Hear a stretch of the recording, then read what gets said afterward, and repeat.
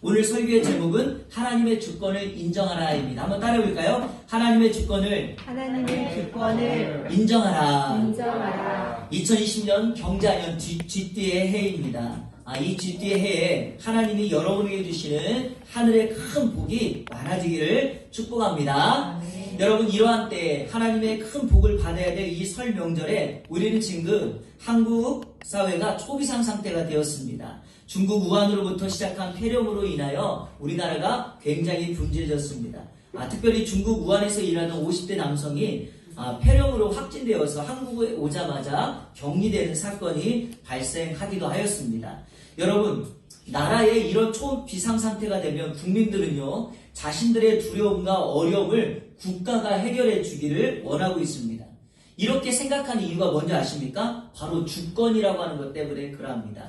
주권이라는 말을요, 사전에서 찾아보면 이렇게 되어 있습니다. 국가의 의사를 최종적으로 결정하는 권력, 이렇게 되어 있습니다. 우리나라 헌법 제1조 1항 혹시 뭔지 아십니까? 대한민국은 민주주의 공화국이다요. 민주공화국이다요. 이 정도는 아셔야 되는데요. 한국 국민이면. 그런데 이거보다 더 중요한 제1조 2항이 무엇인가? 바로 이것입니다. 우리 한번 같이 읽어볼까요? 시작! 대한민국의 주권은 국민에게 있고 모든 권력은 국민으로부터 나온다. 주권이 국민에게 있고 권력이 국민으로부터 오기 때문에 위기 상황을 만나고 나라가 비상상태가 되면 국민들은 우리의 나라가 우리를 도와줄 것을 원하고 있습니다. 이것을 이 헌법적인 요소로 표현하자면 주권을 행사하는 거예요. 당연히 국민이 나라에게 우리의 주권을 행사하며 우리를 도와달라고 말하는 것입니다. 그런데요, 이 원리가 신앙세계에도 동일하게 존재합니다. 차이가 있다면 주권에 대한 주도권만 다를 뿐입니다. 한 나라의 주권은 그 주도권이 국민에게 있고 믿음의 세계는 그 주도권이 하나님께 있다라는 사실입니다. 그러므로 이 주도권을 인정할 때 우리의 믿음이 견고해지며 우리의 신앙이 굳건하게 세워질 줄로 믿습니다. 자, 여러분, 설명절에 가장 많이 하는 인사가 뭐였죠? 우리도 아까 했죠? 주님의 복, 새해 복 많이 받으세요 그랬죠? 왜 복을 많이 받아야 됩니까? 여기에는 전제 조건이 하나가 있죠? 복이라고 하는 것은 누가 줘야지 받는 거예요. 다시 말하면 주는 대상이 있다는 것입니다. 나 혼자 잘해서 이 복이 주어지는 것이 아니죠. 이게 성경적인 개념입니다. 성경에서 복을 얘기할 때 첫 번째로 사용된 단어와 이 단어의 의미를 살펴보면 무엇인가를 알 수 있습니다. 이 복이라고 하는 것은요, 하나님이 사람에게 주신 것입니다.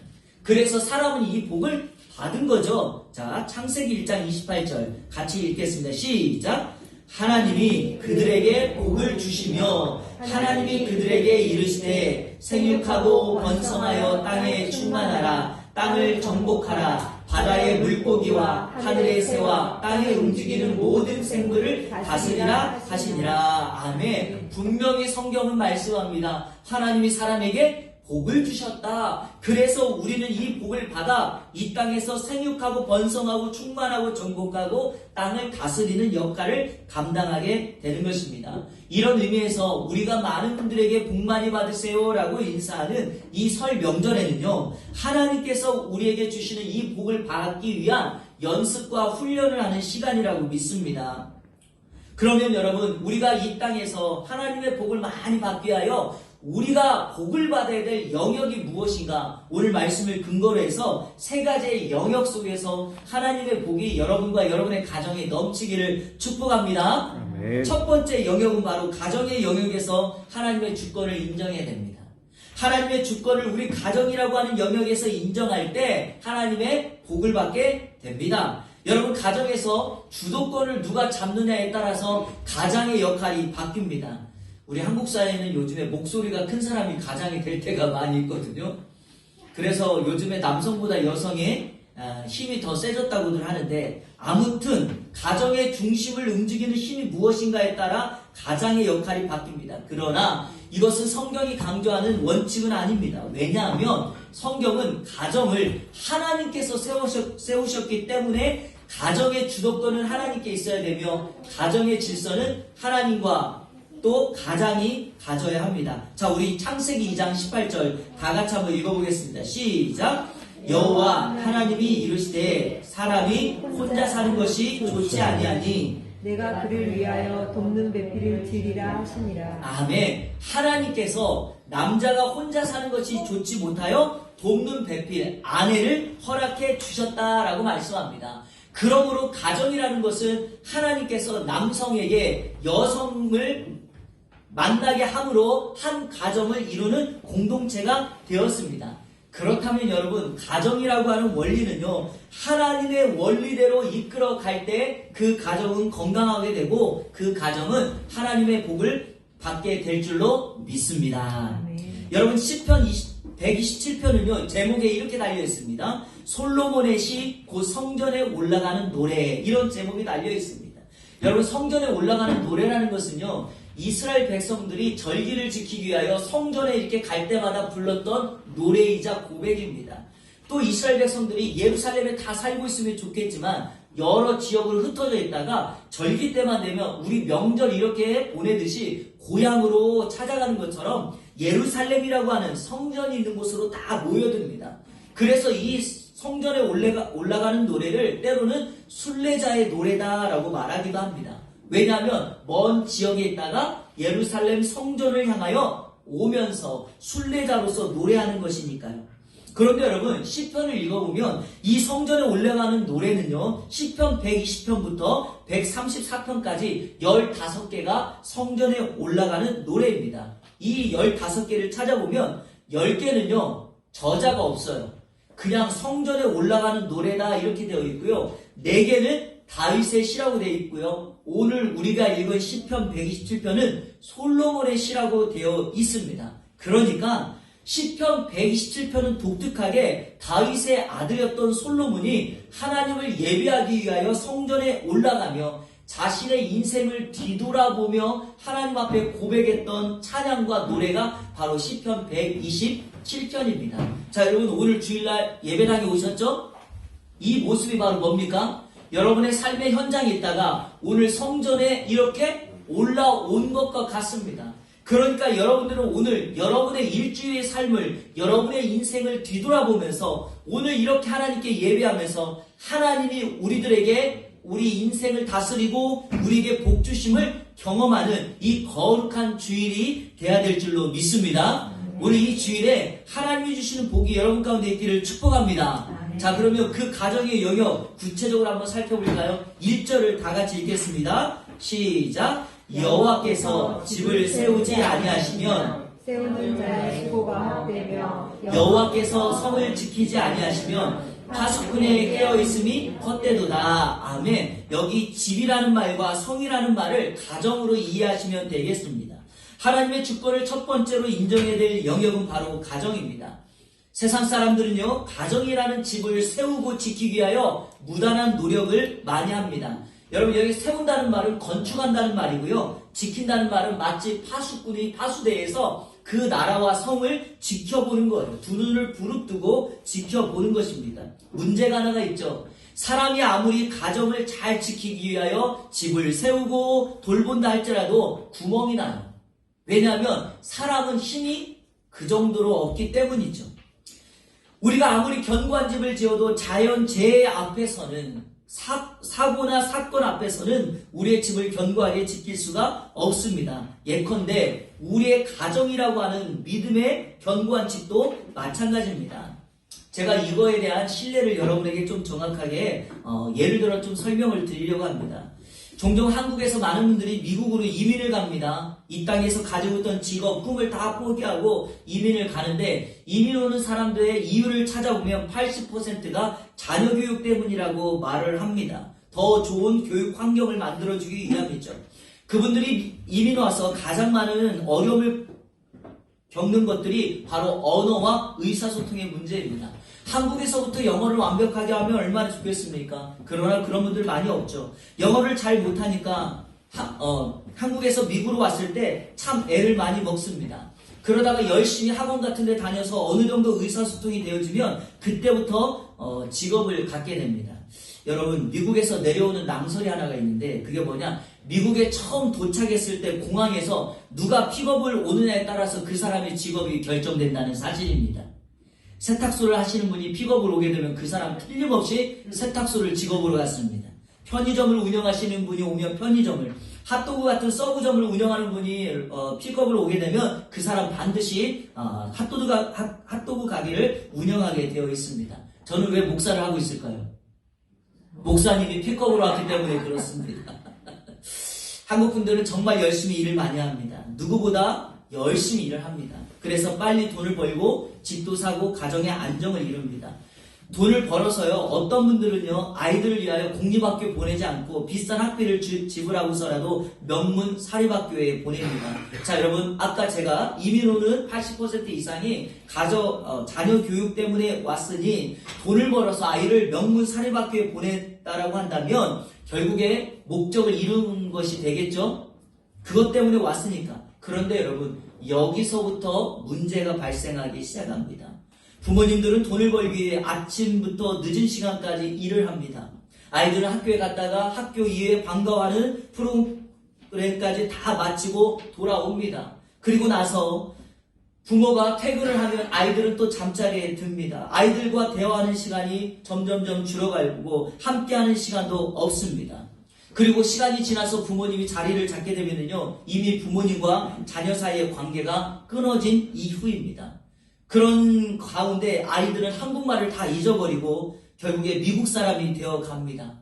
그리고 부모님들은 아이들과 언어, 문화의 차이를 갖게 되고 그 아이들을 이해하지 못합니다. 자, 여러분 보십시오. 이런 아이러니가 어디 있습니까? 정작 자녀 교육 때문에 미국에 갔지만 부모님은 일만 하고 정착이 되었을 때 아이들이 부모님에게 하는 말은 정작 부모님이 우리를 위하여 무엇을 해주었냐는 반항을 합니다. 여러분, 이게 바로 사람들이 세우는 전형적인 가정의 모습입니다. 그 모습을 1절에서 이렇게 말을 합니다. 헛되다. 헛되다라고 말을 합니다. 이 헛되다는 말은 공허하다, 허무하다는 뜻입니다. 사람이 정말 많은 수고와 애를 써서 집을 지었건만, 그 성을 지켰건만 모든 것이 바로 헛되다 말합니다. 이유는 딱 한 가지입니다.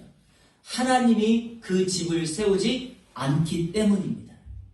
결국에 가정이라고 하는 것은 하나님께서 그 집을 세워주실 때 여러분 그 가정에 복됨이 있게 됩니다. 자, 제가 여러분 좀 전에 전형적인 사람이 세우는 모습을 말씀드렸는데 여러분 이와 반대로 많지는 않지만 반대의 경우도 있습니다. 미국에 와서 의지할 곳이 없어 한인들이 많이 모이는 공동체에 사람들이 찾아갑니다. 자, 여러분 미국에서 한인들이 가장 많이 모이는 공동체가 어딜까요? 교회예요, 교회. 그래서 한국에서는 신앙생활을 하지 않았지만 미국에 한인들이 많이 모인다고 하기에 교회라는 공동체에 찾아갑니다. 교회 갔다가 예수님을 만나게 되고 삶의 비전을 새롭게 합니다. 자녀들을 어릴 때부터 주일학교에 보내고요. 한글학교, 한국학교에 보냅니다. 한국말을 잊어버리지 않게 하기 위함이죠. 밤마다 늦게 들어오지만 집에서 아이들과 가정 예배를 드립니다. 학교에서 어떤 일이 있었는지, 힘든 점은 없는지, 친구들과 선생님은 어떻게 대해주는지를 점검하며 그것을 가지고 기도 제목으로 내놓으며 엄마가, 아빠가, 아이들이 함께 기도하기 시작하며 하나님의 은혜를 구합니다. 여러분, 기도하고 예배하며 하나님의 은혜를 구하는 그 행동이 바로 뭘까요? 하나님이 우리 가정의 주인입니다. 나는 언어가 통하지 않는 곳에 왔지만 내 아이의 주인은 하나님입니다. 우리 가정의 주인은 하나님입니다. 이 주권을 인정하는 것이 바로 그 가정을 세우는 가장 바람직한 모습입니다. 그렇기 때문에 힘든 상황이지만 하나님께서 그 가정을 지켜 하나님의 은혜의 복을 경험케 합니다. 사람 여러분, 사람이 스스로 세워 만든 가정은요, 한계가 있습니다. 그러나 하나님이 우리 가정을 지키시면 어떤 어려움과 환난 속에서도 우리는 견고하게 우리 가정을 지킬 수 있습니다. 이번 한 주간 그 은혜가 여러분 가운데 있기를 주님의 이름으로 축복합니다. 두 번째, 사업의 영역에서 하나님의 주권을 인정해야 됩니다. 사업의 영역. 자, 우리 2절을 다 같이 읽어볼까요? 시작. 너희가 일찍이 일어나고 늦게 누우며 수고의 떡을 먹음이 헛되도다. 그러므로 여호와께서 그의 사랑하시는 자에게는 잠을 주시는도다. 아멘. 이런 말을 들어보셨지요? 노력하는 자만이 원하는 것을 얻을 수 있다. 이거는 원래 책 제목이기도 합니다. 노력하는 자만이 원하는 것을 얻을 수 있다. 자, 땀은 결코 배신하지 않는다. 자, 여러분 이 말 어떻게 생각하십니까? 맞죠? 반절만 맞아요. 왜냐하면 다 맞는 말은 아니에요. 왜냐? 이 말이 맞다면 오늘 성경 우리가 읽은 2절은 오류가 되죠. 왜냐하면 일반적인 세상의 기준으로 보자면 아침에 일찍 일어나서 일을 시작하고 밤 늦게까지 일을 하는데 그러면 수고의 떡을 먹음이 복이지 않습니까? 그런데 왜 성경은 아침에 일찍 일어나서 늦게까지 일하는데 그 수고의 떡을 먹음이 왜 헛되다고 말할까요? 이 말이 다가 아닙니다, 여러분. 왜냐? 바로 이것을 2절을 세번역 성경으로 읽고서 제가 설명을 드리겠습니다. 자, 우리 다 같이 읽어보겠습니다. 시작! 일찍 일어나고 늦게 눕는 것, 먹고 살려고 수고하는 모든 일이 헛된 일이다. 진실로 주님께서는 사랑하시는 사람에게는 그가 잠을 자는 동안에도 복을 주신다. 아멘. 하나님께서 사랑하시는 사람이어야 된다는 겁니다. 반대로 말하면 하나님을 사랑하는 자가 하나님의 복을 받습니다. 자, 왜 그런가? 자, 보십시오, 여러분. 진실로 주님께서는 사랑하시는 사람에게는 그가 잠을 자는 동안에도 뭘 주신다? 자, 여러분, 잠자는 동안 일할 수 있습니까?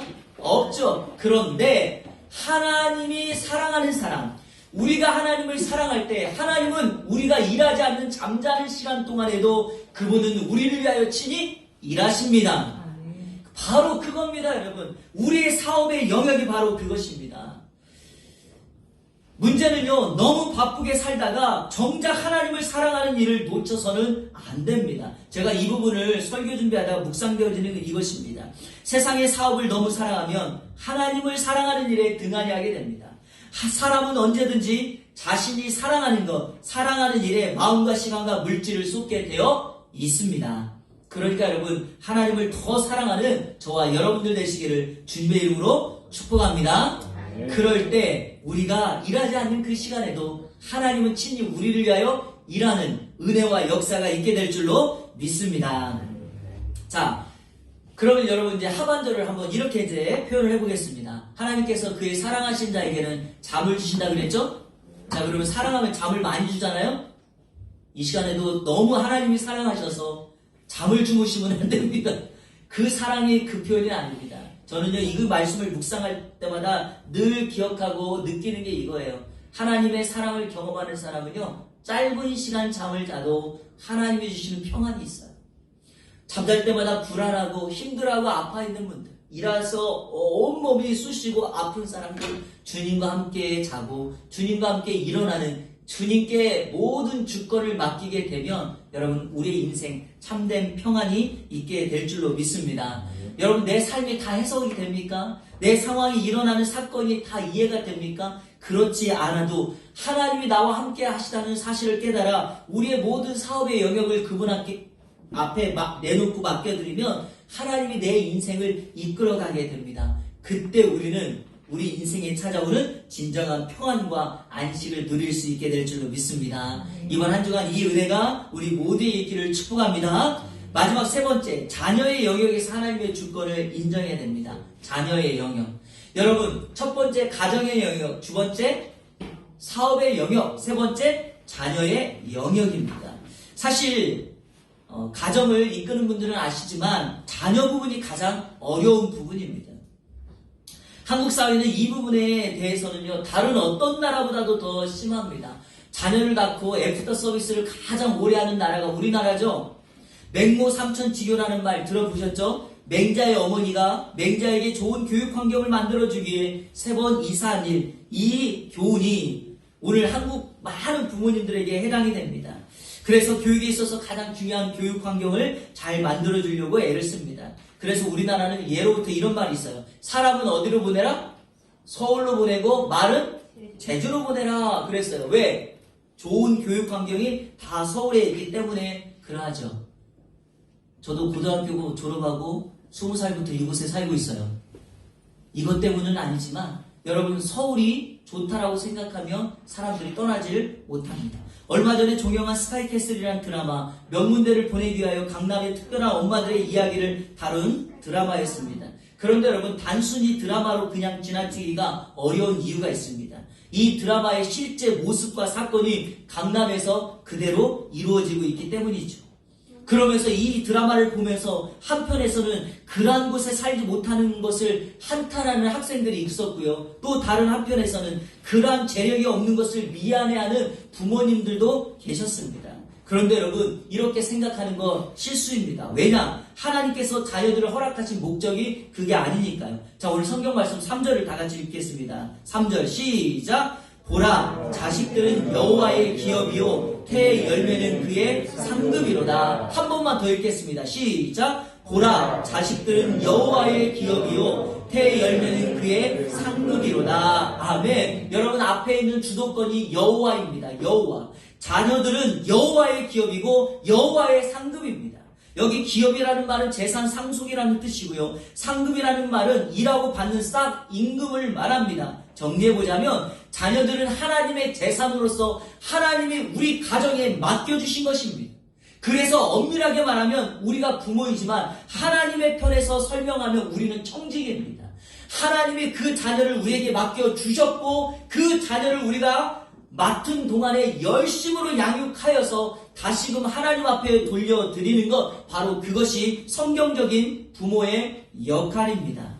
또한 자녀들은 하나님께서 부모에게 주신 싹 임금과 같습니다. 여러분, 일을 열심히 했는데 임금을 받았어요. 그러면 그 임금에 대한 감사를 표해야 되는데 이렇게 말하는 분들이 있어요. 왜 나는 이거밖에 안 되냐고. 그것은 하나님이 우리에게 주신 자녀를 욕되게 하는 겁니다.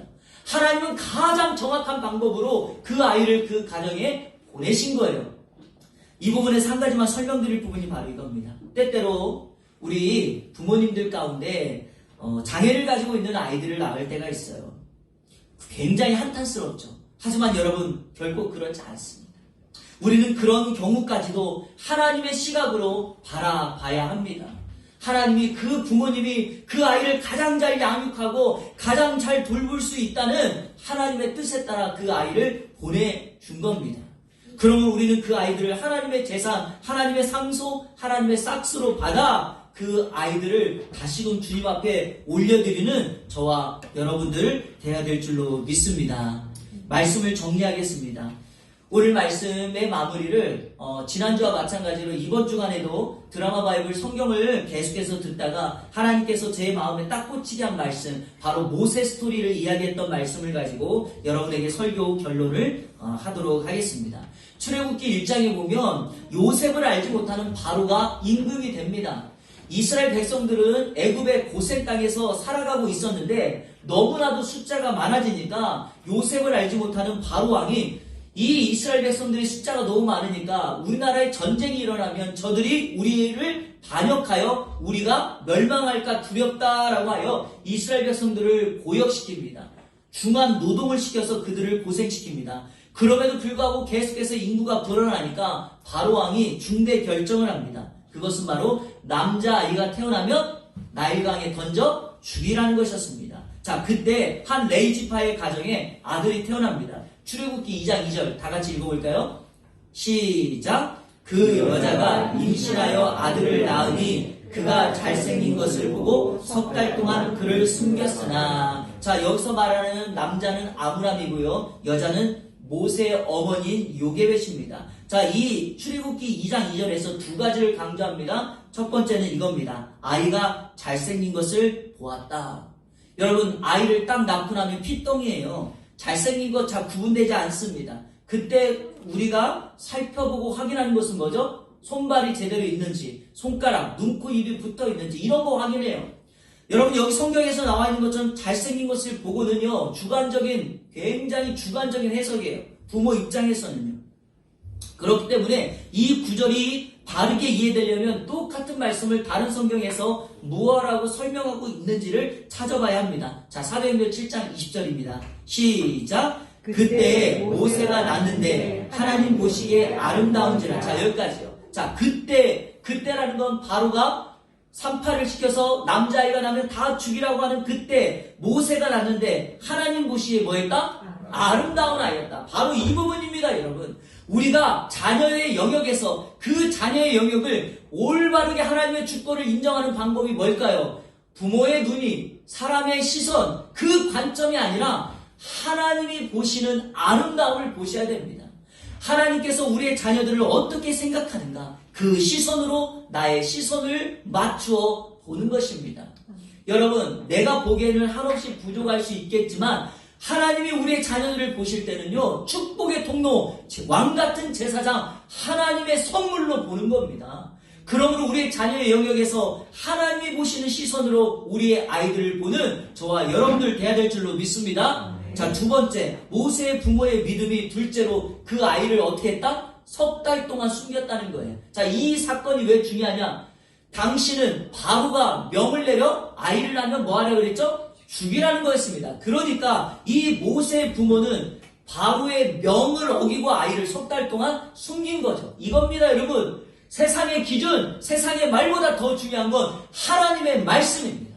우리가 자녀의 영역에서 우리의 자녀를 정말 하나님의 주권을 인정하는 자녀로 양육하려면 세상의 기준이 뭐냐? 이게 중요한 게 아니라 그 아이를 하나님의 말씀으로, 하나님의 보시는 시선으로 우리의 믿음을 그들에게 계승할 수 있는 우리의 자녀, 우리의 부모가 돼야 될 줄로 믿습니다. 저는 그럴 때 오늘 성경 말씀 그대로 그의 자녀들이 여호와의 주신 기업으로 견고하게 세워질 것이며 그 자녀들을 보면서 하나님의 상급으로 주어진 그 아이들을 보면서 부모의 영광 또한 그 자녀들과 마찬가지로 상급이 될 거라고 믿습니다.